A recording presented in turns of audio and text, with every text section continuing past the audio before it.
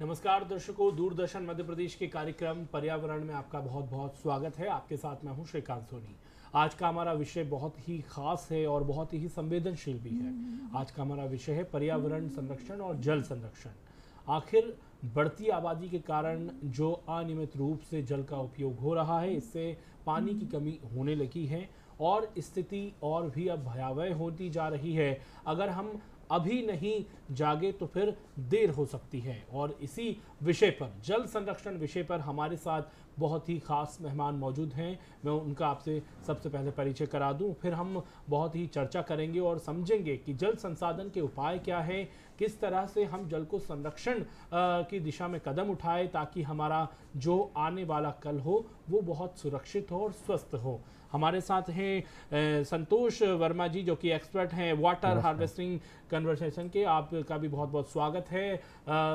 कितना महत्वपूर्ण हो जाता है, किस तरह से जल का संचय किया जाए?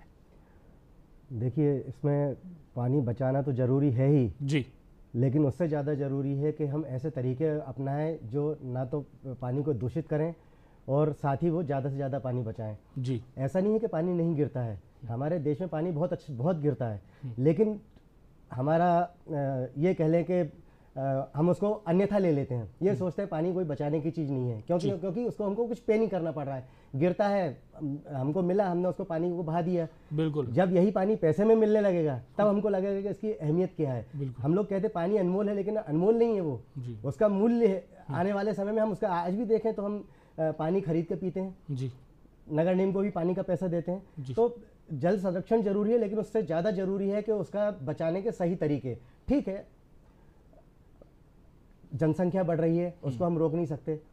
पर्यावरण भी जो है ग्रीन हाउस गैसेस के कारण वो जलवायु परिवर्तन असंतुलन होता जा रहा है।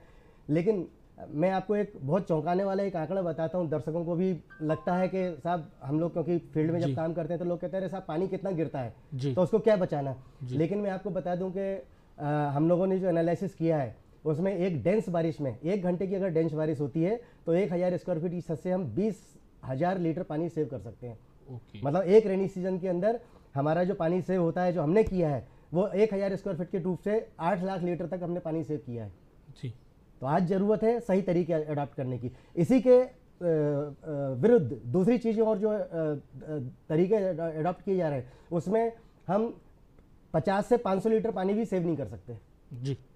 तो रेन वाटर हार्वेस्टिंग हो रही, कागजों में हो रही है, उस कागजों में और ये कहना चाहे कि जो फॉर्मेलिटी पूरी कर रहे हैं उस फॉर्मेलिटी से हमको दूर जाना पड़ेगा और सही तरीके अडॉप्ट करना पड़ेगा। जी, वाटर हार्वेस्टिंग सिस्टम के बारे में हम जानना चाहेंगे, इसकी प्रक्रिया क्या होती है और अगर जो दर्शक लगवाना चाह रहे हैं तो आप उन्हें क्या गाइड करेंगे?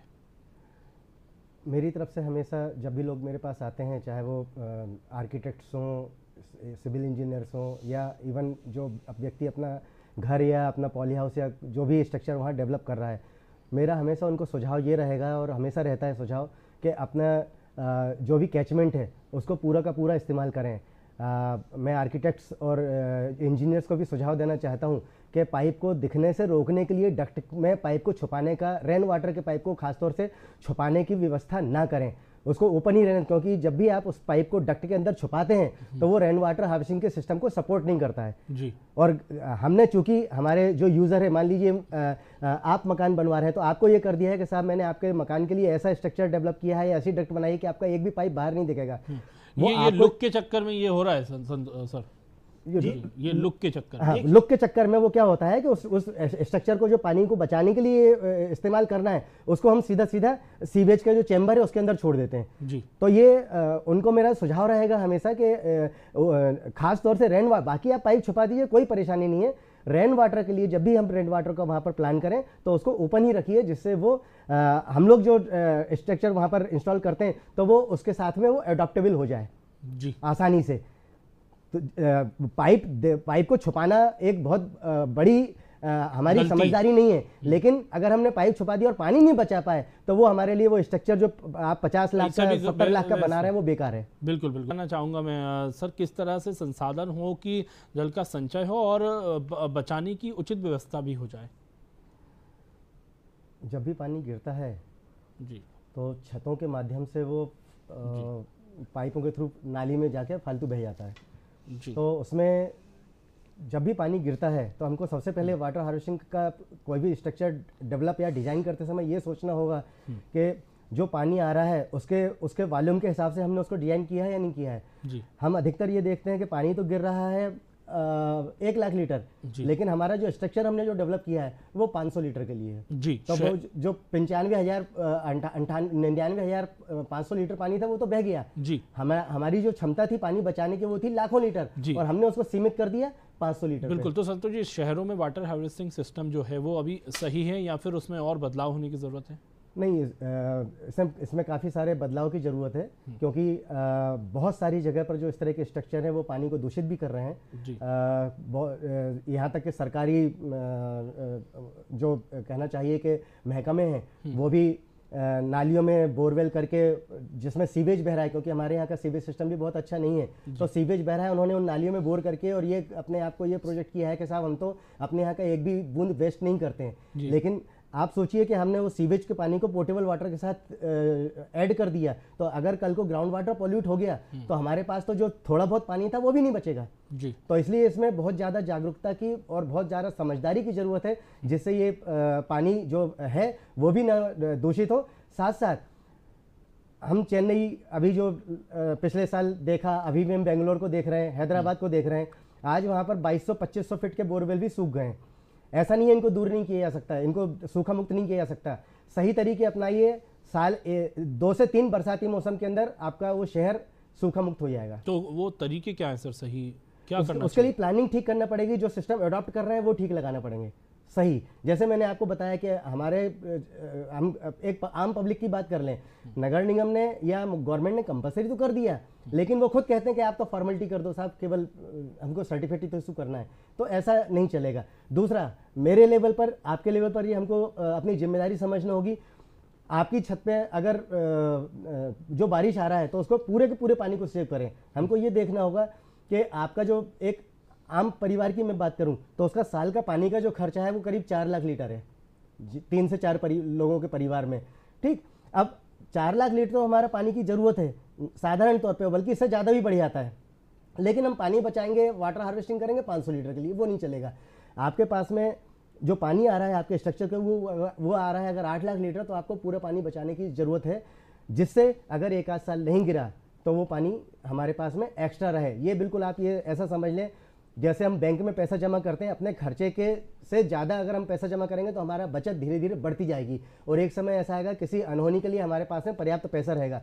उसी तरह से ये पानी का बैंक है, अगर हम इसको पानी को बचाएंगे, अपनी ज़रूरत से ज़्यादा बचाएंगे, तो एक दिन ऐसा आएगा कि जब हमारे पास में पर्याप्त मात्रा में पानी होगा, और वो हमारे लिए ये कह लें कि हम ये कहते हैं कि हम अपने लिए नहीं, हमको अपने लिए नहीं, अपने बच्चों, आने वाली पीढ़ियों के लिए हमको वो पानी और हवा शुद्ध जो है वो कंजर्व करना है, वो जरूरी है। जी संतोष जी, हार्वेस्टिंग सिस्टम में जैसा आपने बोला कि कई बार गलती ये कर देते हैं कि पाइप को छुपा लेते हैं, तो उसके कारण पूरा सिस्टम ही वो काम नहीं करता है। तो आप क्या सलाह देंगे, और कितना बेहतर होता है ये, और कितने बजट में ये लग जाता है?